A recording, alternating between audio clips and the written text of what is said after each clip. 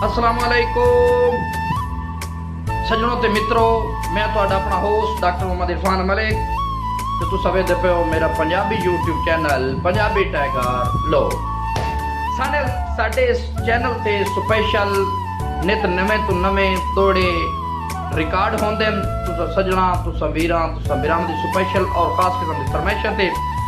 अज सानू पाकिस्तान तो स्पेशल फरमाइश की जनाब साडे वीर साडे बिरा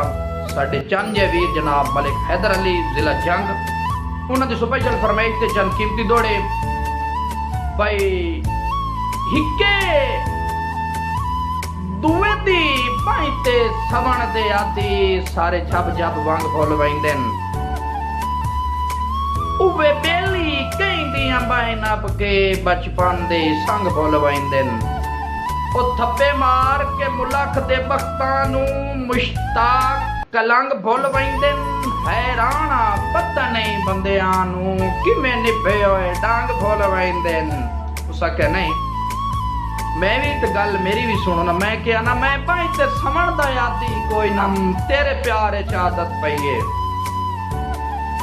ओ मैं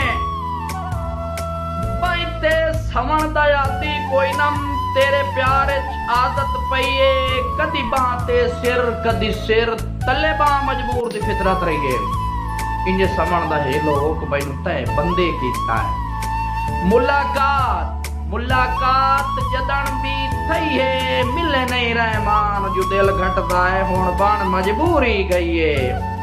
राइफल दा फैर होवे साडी चलो ने भवैसी शाला ढोल दी खैर होवे। अगर दोस्तों वीरों मेरे बिरावों मेरी वीडियो पसंद आई होवे इस मेरे यूट्यूब चैनल पंजाबी टाइगर लोग नू सबसक्राइब भी करना है ते बेल दे निशान नू